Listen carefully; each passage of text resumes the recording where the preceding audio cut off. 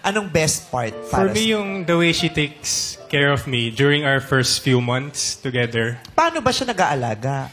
Maalaga siya, like, kunyari sasabihin ko, Dililinis niya pusod mo? Gano'n? yung, Pinag-ihele ka ano ba niya niya? kasi, yung love language niya is acts of service. So, kunwari, Nagluluto ka niya. yung mga ganon, tapos, massage, kunyari, pag masakit likod ko from gym, Pag may sakit ka ganon. ba, inaalagaan ka niya? Yeah, parang ina-update. Parang tinatanong niya ako, uy, kamusta ka na, uminom ka na ba ng gamot, ganon. So, yung care niya for me, yun yung talaga sa akin, na nag-highlight Tumatak na. sa'yo. Yeah. Oh. Ganon din yung jowa ko dati. Oo? Uminom ka ba ng gamot? Hindi. Uminom ka. Oh, Gusto bakit? pala mo overdose. Wala naman ako sakit. Hindi ka mahal yun. Gusto ko na mawala ka. Mami, isa pa, mami, bumubula na yung bibig ko. Ba't mo galawa ito? Overcaring. Ano kayong magjowa? Makiss o Showing. mayakap? Ano yung mayakap? Mayakap po. Ang sarap ng yakap. I swear. Ramdam mo yung love eh. Ang sarap ng yakap. At saka, ang daming magagandang benefits ng yakap.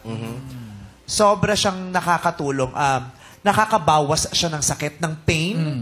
Merong research na nagsasabi, pag yumayakap ka, merong mga hormones na lumalabas sa katawan mo na nakakabawas ng pain. Yung ganun. Para siyang pagmumura.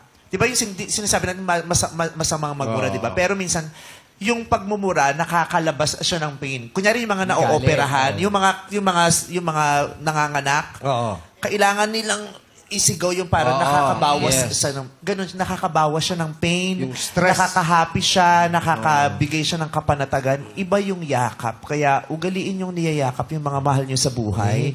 O minsan kahit may gusto kang sabihin pero hindi mo masabi, sa yakap lang nasasabi mo yung mensahe. Minsan nga pag niyayakap ka, napapaiyak ka eh. Kung mahigpit na ng O sobra. kasi di ka makahinga. Yakap. Yakap hindi hinga. Binugahan lang. Mayak. Ang sarap mayakap. Do you nami-miss niyo yung mga yakap na yun minsan? O na-miss niyo yun nung naghiwalay kayo? Ako, na-miss ko po. Bing, na-miss ko na. Na-miss mo yung lambing? Ano, emotional ka, Ralph? Yes. Iniyakan mo si Jana? Patago.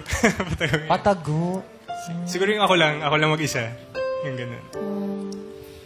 Yeah. Paano nag-end? Paano na